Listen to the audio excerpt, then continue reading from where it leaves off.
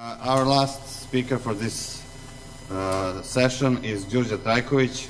Her paper is entitled Jacques, Rancière, an Emancipated Reader, and I'm expecting now something much more critical and deconstructive in terms of, you know, the possibilities of emancipating education, as it were. Actually, no. I'm going to be very positive, which is weird and new, but but the way that I structure and why I said Jacques Rancière, an Emancipated Reader, is because I want to talk a little bit about Jacques Rancière and why he might be important to us, as well as some background on his articulation of emancipation and equality, and then going to the possibilities of emancipated reader.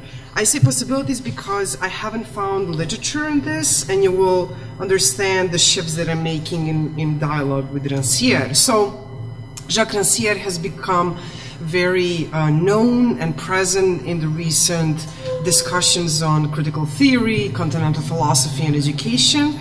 And in his work, he dialogues with his contemporary figures, but also he dialogues with a long tradition of German critical theory and critical pedagogy. He is most known in France for his break-up with Althusser and critique of Bourdieu and Plato, and this is important precisely for his style of critique and his writing, simply because I think that the way that he breaks up with Althusser has to do with the question of equality, emancipation, that for him is very much connected. And also when he critiques Habermas, for example, or German critical theory and tradition, but also Nancy Fraser in the United States, he not only addresses what the content of their arguments, but also the style of argumentation and the form which he will attack. So what is it that Rancière has been attacking in argumentation and thoughts of Althusser, Bourdieu, and Habermas? Mainly it is the question of reproduction of the logic that they seek to overcome, which Rancière calls the reproduction of the master-slave logic. Basically what Rancière criticizes with Althusser and Bourdieu mainly is that their basic starting or points of departures are wrong, and that's why they lead them to the reproduction. For Rancière, the equality, and a specific kind of equality of intelligence, has to be an assumption and has to be the point of departure that gets verified in action. So, what does equality mean for Rancière? He says, I quote, "It is a capacity through which individuals act as the holders of a common power, a power belonging to anyone. This capacity itself is not a given whose possession can be checked. It must be presupposed as a principle of action, but it is only verified by action itself. The verification does not consist in the fact that my action produces equality as a result," so this is the critique of liberal politics. "It enacts equality as a process. I act, we act, as if all human beings had an equal intellectual capacity. Emancipation first means the endorsement of presupposition, I'm able, we are able to think and act without masters. But we are able to the extent that we think that all other human beings are endowed with the same capacity. And second, emancipation means the process through which we verify this presumption. Equality is not a given, it's processual, and it is not quantitative, it is qualitative." End of quote. So in this kind of articulation of the way that Rancière understands equality, we see that it's very tightly connected to the question of emancipation, so the two have the dynamic. And he also displaces various interpretations and articulations that we've had thus far in the history of thought, if you will. So, Rancière has often been called the thinker of emancipation, and so I want to dwell a little bit closer into what does he conceive of emancipation. So, In many of his publications, Rancière explores this new model of emancipation with the intent of explaining how classical pedagogy led to the development of a relation of dependency between those who seek to emancipate and those who claim to know the truths about how the world really is. And so this is the implicit kind of critique of Althusser. For Rancière, the activities of the latter have only served to fulfill a police function in society. This further explains why Rancière dislikes the title of philosopher himself, as he considers philosophers also partook in the division of the community by assigning each individual a specific function and position in the social order along with a defined identity. And this is where he goes into the critique of Plato, with whom he starts the whole critique of pedagogy and philosophy as well.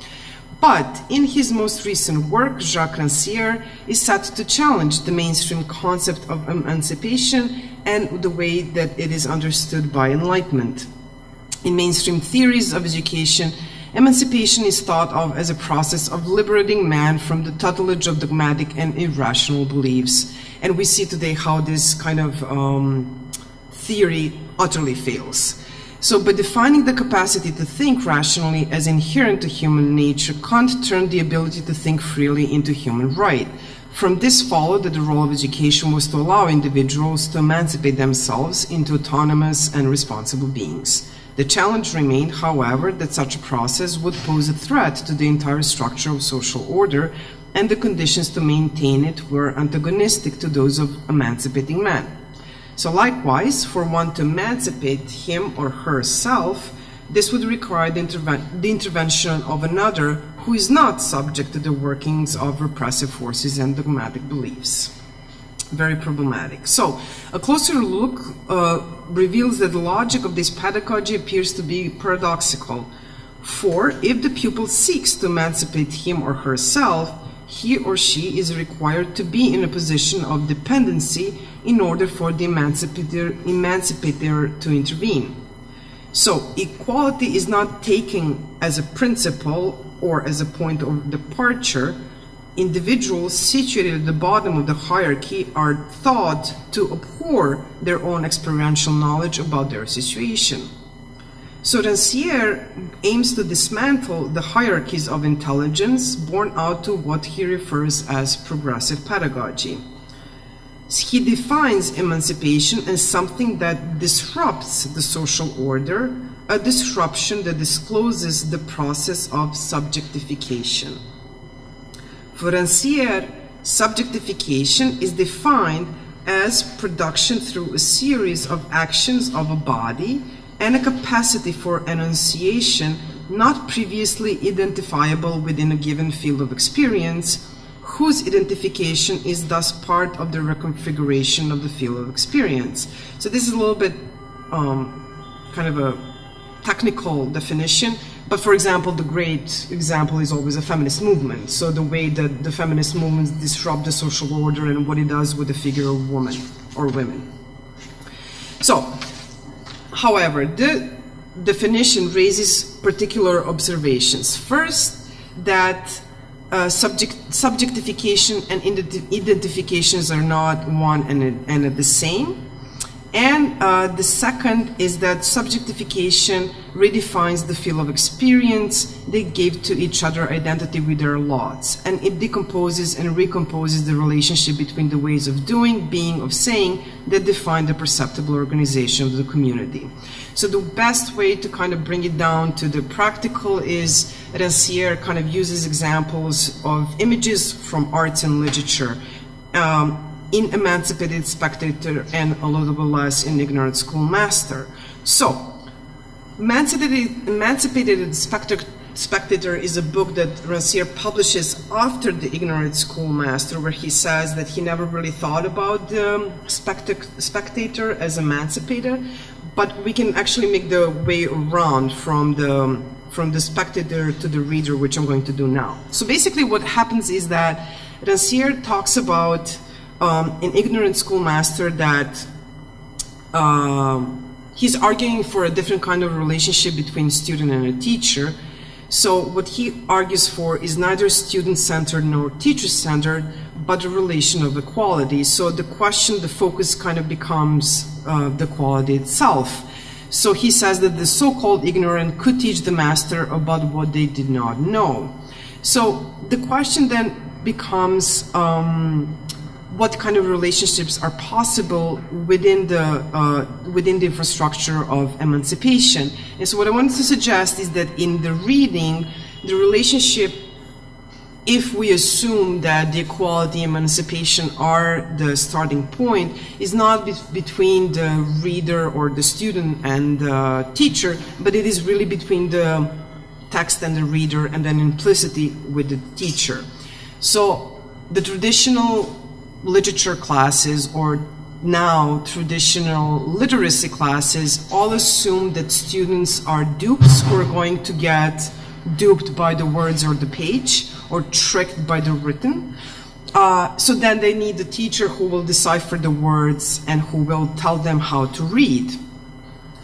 For Rancière, and I think that this is what he would say, that emancipation begins when we start to challenge the opposition between reading and acting that would have then a lot of infrastructural and curriculum consequences. So the shift would be not between the duped by ideology, but to the relations and the quality that the text makes possible. In that way, I think that for Rancière, and this is a basic, and it's a really easy and basic hypothesis that would actually have a lot of consequences. And I think that this is why Rancière at some point says that what we need is really the community of translators and narrators, and I would also add the possibility of readers. So, in a sense that if we make this shift, equality and emancipation as a starting point, then we see a lot of consequences coming out of this. However, and here is I want to talk about the possibilities and the limits of the emancipated reader. So one of the possibilities would be that emancipation could be seen as a practice, as a way of doing, and something that happens here and now. So in a sense, that would be a good skill to acquire.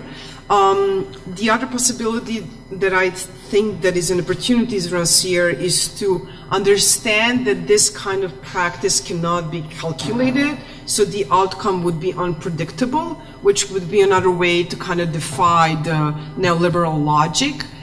The limit, of course, would be immediately that the power, those who have the power would actually ignore this. I don't think that they could hear it, but again, it's something that would happen in the classroom. The other possibility would be the breakdown of hierarchies, of course, simply because it would shift the role of education that would be good for citizenship and bad for profit, or profit-driven education. And finally, I think this is the core of Rancière's theory, is that it would be the beginning of the construction of the world of equality within the world of inequality. However, Rancière, rightly so, I think, has been criticized for kind of a naive approach to education. And I think this is really, might work as his advantage, but I do think that the real limit if we take the framework of emancipated reader would be, how do we know that we are wrong? Because simply, if we look at it as an emancipated reader and the relationship between reader, text, and a teacher, while it is exciting and creative to look at relationships and the qualities, it is easily acquired as a skill, but then again, you don't know when you're wrong. And I think that anybody who's ever taught in classroom knows that students can be off in an interpretation. So I don't know if Rancière's reply would be that you would enter into the master position, but I do think it's a blind spot and a weak spot in his argument. That would go under the whole critique of post-structuralism and anything goes dogma. I think this would be one limit of Rancière's notion of emancipation. The other one would be that he doesn't really offer a criteria for a successful emancipation, because it seems that according to his definition of emancipation, that that emancipation is verified by the action itself. Again, we don't know whether we are off or whether we are on the right track, so he doesn't have the distinction between reproduction and displacement. I think this is really a solid critique of Rancière, and I think also that it doesn't really help when we have, that we have today, a complex system of domination. I think that another limit would be that, and we've heard this a lot at this conference, is that, you know, his theory of emancipation and education consequently does not offer solutions to the problems, which I think is becoming sort of a liberal dominant dogma in education, that humanities should be problem or solution oriented. I think that that from a liberal side this would be a critique, but I'm not sure that it's a limit as much as it's an opportunity. However, having said that, the real limit is not that it's a solution offered. The problem is that this can only work within humanities, not necessarily sciences or other technical areas where you actually, you know, need solutions. Otherwise, it doesn't work. And finally, I think that another blind spot of Rancière is that if this kind of a practice become institutionalized, it tends to become static. I think that one good example would be because it comes down to really creativity of interpretation and creativity of possibilities that happen in the classroom. I think that one counterexample of how this can be static and institutionalized again in order to reproduce something that does not actually lead to anything is a book, and I'm sure you'll know this, Franco Moretti, Modern Epic, where he actually really attacks the whole industry around interpretation, supposedly creative of, let's say, James Joyce. And what he's saying is that all of these creative readings and interpretations have really led to the inflation and hyperproduction of the Joycean studies without really necessarily looking into the quality and criteria by which they were institutionalized. So I think that this covers what I wanted to say is that emancipated reader or spectator could be a possibility for us to explore, again, with a lot of possibilities, but also a lot of limits. And I think that Rancière would not necessarily agree with all of this, but I think that one of the main critiques that I would have is that this practice becomes essentially dangerous today when we're living in a post-truth world, because it doesn't really give us mechanisms or tools in order to confront that, because it assumes that we have pluralism, it assumes that we live in plural society, which we don't. So I'm going to leave it at here, and thank you.